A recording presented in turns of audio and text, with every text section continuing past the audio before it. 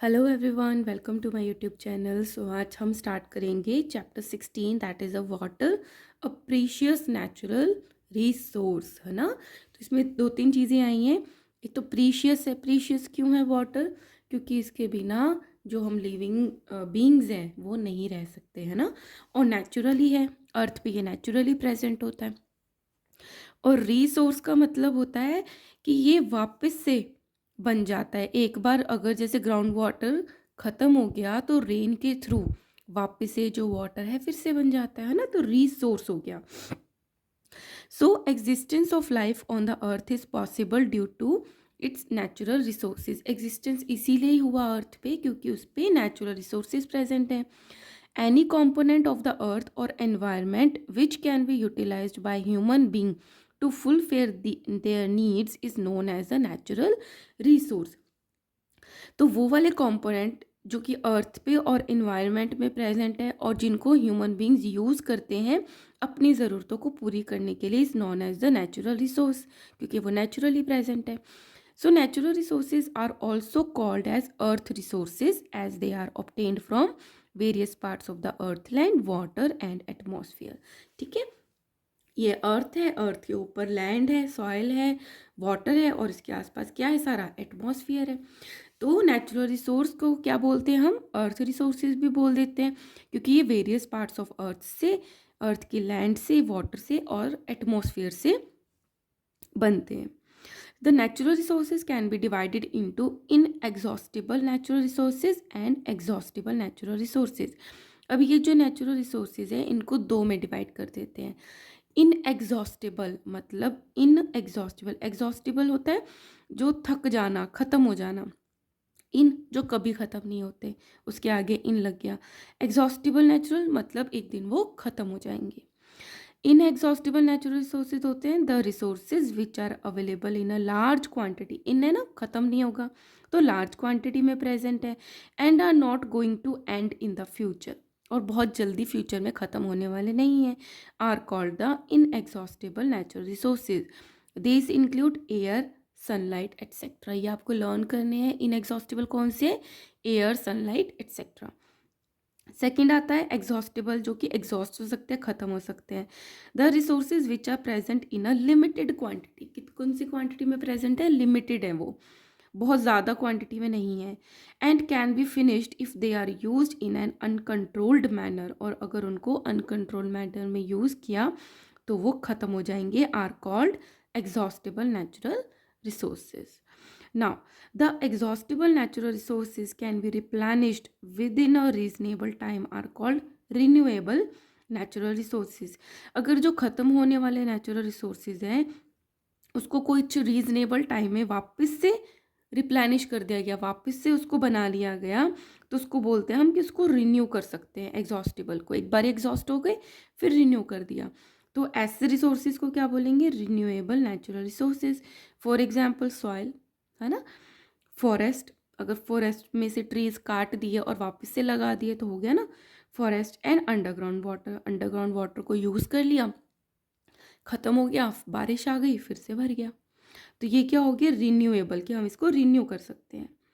The exhaustible natural resources which cannot be replenished within a reasonable time are called non renewable natural resources. Exhaust होने वाले भी हैं और उसको हम बहुत रीजनेबल टाइम में रिन्यू भी नहीं कर सकते, तो उनको बोल देते हैं non renewable exhaustible resources. For example fossil fuels like petroleum and coal. ठीक है, तो क्योंकि ये ख़त्म हो सकते हैं पेट्रोलियम और कोल, तो हमें इसको बहुत वाइजली यूज़ करना चाहिए। In this chapter we will learn about an important natural resource that is water. But इस चैप्टर में हम किसकी बात करेंगे? वाटर की। Now uses of water, water कहाँ कहाँ काम आता है? Water is essential for the existence of life, life को एग्जिस्ट करने के लिए ही वाटर की ज़रूरत है। Number one, life processes such as a digestion, distribution of nutrients and the excretion require water. तो बॉडी के अंदर डाइजेस्ट करने के लिए फूड को, और जो न्यूट्रिएंट्स है उसके अंदर उसको डिस्ट्रीब्यूट करने के लिए बॉडी में, और एक्सक्रीट करने के लिए वाटर की ज़रूरत पड़ती है। Second is water help in maintaining the temperature of our body by sweating. बहुत ज़्यादा गर्मी है तो वाटर से हम स्वेटिंग करते हैं तो क्या होता है, हमारी बॉडी की जो हीट है वो लॉस होती है। तो ये किस में हेल्प हो गया, maintaining the temperature of our body. Third, it is required for daily routine activities. Daily routine activities में क्या, such as drinking, cooking and cleaning utensils, है ना। Fourth is it is also useful in generation of electricity, navigation and irrigation. क्या generate करने के लिए, electricity बनाने के लिए।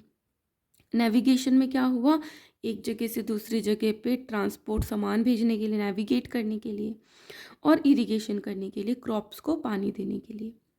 For several plants and animals water act as a habitat. बहुत सारे ऐसे प्लांट्स और एनिमल्स हैं जो वाटर में ही रहते हैं, तो वो उनका तो हैबिटेट है, उनका घर है। Water helps in germination of seeds, water से ही जर्मिनेट होता है सीड, है ना। And growth of plants, water is required by plants during the process of photosynthesis. Photosynthesis का हमने पूरी की पूरी इक्वेशन पढ़ी थी, और उसमें वाटर जो होता है वो ज़रूरी होता है to complete the process of photosynthesis. It also help in transport of minerals and nutrients from the soil to the different parts of the plant. और ये क्या करता है, ट्रांसपोर्ट भी करता है वाटर, किसको, मिनरल एंड न्यूट्रिएंट्स को सॉइल से different parts of the plant को। तो सब जगह कितनी ज़्यादा इंपॉर्टेंस है वाटर की, है ना। Now availability of water in nature. अब बात करते हैं कि नेचर में वाटर कितना अवेलेबल है। When we look at the picture of the earth taken from the space, much of its parts appear blue. अगर स्पेस से अर्थ को देखा जाए तो वो ज़्यादा हमें ब्लू दिखती है। Why, do you know why? This is because the 71% of the earth surface is covered with water. क्योंकि अर्थ का 71% पूरा पानी से भरा है, ओनली 29% है जिस पे लैंड है। Therefore our earth is also called a watery planet। इसलिए हमारी अर्थ को और क्या बोलते हैं, वाटरी प्लैनेट बोलते हैं।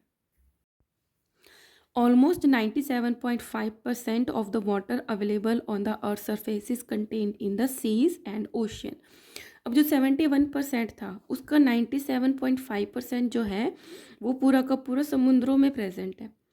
This water is salty and saline which cannot be consumed directly and therefore it is unfit for human consumption। अब इसका जो पानी होता है सी का और ओशियन का, वो साल्टी होता है या सेलाइन होता है, तो जो हम ह्यूमन बींग्स हैं इसको डायरेक्टली कंज्यूम नहीं कर सकते। ऑन द रिमेनिंग 2.5%, अब इसमें जो 2.5% बचा, a major portion that is इसका a major portion 1.7% is found in the frozen form. और इसका इसमें से जो 1.7% है ये फ्रोजन है, आइस है, form of a ice cap on the top of the mountains and in glaciers. और इसमें से जो 2.5 बचा, 97.5 में से जो 2.5% बचा, उसमें से जो 1.57% है वो सारा तो सारा बर्फ़ है ग्लेशियर्स में और माउंटेन्स के ऊपर। Only 0.8% of total water on earth is fresh water. सिर्फ इतना सा पानी है जो कि फ्रेश वाटर है, that is available as river water, lake water and ground water and is fit for the use of human beings. और सिर्फ इतना सा पानी ही ह्यूमन बींग्स के काम का है। So we say that the actual amount of the water available for human use is नेग्लिजिएबल।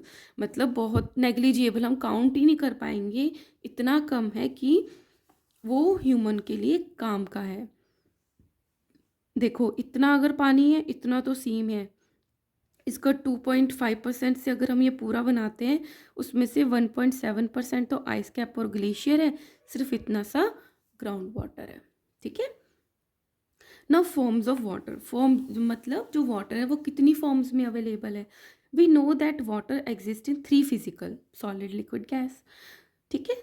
Under the different conditions these states of matter can be interconverted by heating और cooling। ये बहुत important चीज़ समझने की है कि जो पानी है वो सॉलिड फॉर्म में भी है, आइस में, लिक्विड में भी है जो हम पीते हैं, और गैस में भी है, वेपर। अब ये आपस में इंटरकन्वर्टेड भी हो सकते हैं ऑब्वियसली। हम पानी को फ्रिज में रख देंगे वो आइस बन जाएगा, बाहर रख देंगे वो पानी बन गया, और पानी को अगर हम गर्म कर देंगे वो वेपर बन जाएगा। So these states of matter can be interconverted by heating or cooling. Water can be found in all three forms at any given time on the earth. अभी भी अगर हम बात करते हैं तो अर्थ पे ये जो वाटर की तीनों फॉर्म्स है ये प्रेजेंट है. The solid form of water present है, that is snow and ice is present as ice cap at the poles of the earth. ये अर्थ है, अर्थ के pole north pole south pole पे यहाँ पे आइस प्रेजेंट है. Snow covered mountains and the glaciers वहाँ पे है. Liquid form of water is present in ocean, lake, river and even underground water. यहाँ पे लिक्विड फॉर्म है. The gases form of water, water vapour is present in air around us. तो तीनों ही states present है. The continuous circulation of water among it's three forms keeps the total amount of water on the earth constant. अब ये तीनों की तीनों forms जो है आपस में इंटरकन्वर्टेड होती रहती है, जिससे जो टोटल अमाउंट है वाटर की वो उतनी अर्थ पे मेंटेन रहती है. भली एक टाइम पे सी का थोड़ा कम हो गया, आइस ज़्यादा हो गई तो ग्राउंड वाटर उतना हो गया, तो ये आपस में इंटरकन्वर्टेड होते रहते लेकिन रहता तो 100% वाटर ही है. ठीक है. Even when the whole world is using it for millions of year, उतना का उतना मेंटेन है, जबकि जो लोग हैं इतने मिलियंस ऑफ ईयर से इस वाटर को कंज्यूम कर रहे हैं. ठीक है. We know that the continuous circulation of water from the earth's surface and the water bodies as the water vapor to the atmosphere and from the atmosphere back to the earth's surface as rain, hail and snow is called the water cycle in nature. आप बहुत छोटी classes से पढ़ते आ रहे होगे water का continuous circulation होता है अर्थ पे. वाटर बॉडीज से जैसे कि ओशियन हो गया, रिवर हो गया, लेक से वहाँ पे जब सन रेज पड़ती हैं तो वाटर वेपर बनती हैं जो एटमॉस्फेयर में जाती हैं और वहाँ जाके कंडेंस होकर क्लाउड बन जाती हैं. तो वहाँ से एटमॉस्फेयर से वापस अर्थ पे कैसे आती हैं? As a rain. हेल मतलब ओले पड़ते हैं, स्नो बर्फ़ पड़ती है. इस called the water cycle in nature. और इसी को क्या बोलते हैं कि वाटर साइकिल है नेचर की. The water on the earth has been maintained for millions of years by various processes which makes a water cycle. और इसी तरीके से मिलियंस ऑफ ईयर से हमारे जो अर्थ है उस पे जो वाटर का लेवल है वो मेंटेन है. ठीक है. ना where do we get water from, हमें पानी मिलता कहाँ से है? Most towns and cities have water supply system maintain by the civic body. अगर हम टाउन में रहते हैं या सिटी में रहते हैं तो हमें पानी कहाँ से आता है? बाथरूम्स में या सिंक में. जो सिविक बॉडीज़ है, म्यूनसिपालिटी, मतलब ये सारी जो मेंटेन करती है government. The water is drawn from the nearby lakes, river, pond और वेल्स, या फिर इसमें से निकालते हैं. Water from natural resources contain many impurities. अब ये जो नेचुरल रिसोर्सेज हैं पानी के, उसमें बहुत सारी इम्प्योरिटीज़ होती हैं. These impurities are removed to make it suitable for drinking. और हम इन सबको रिमूव करते हैं ताकि हम उसको पी पाएँ, सुटेबल हो वो पीने के लिए. The sedimentation, filtration, aeration, chlorination are the various steps. अभी मैंने लास्ट चैप्टर में वेस्ट वाटर स्टोरी में सारे के सारे स्टेप्स आपको एक्सप्लेन करे हैं. अगर आपने नहीं पढ़ा है तो आई सजेस्ट कि वहाँ जाके एक बारी ज़रूर देखना.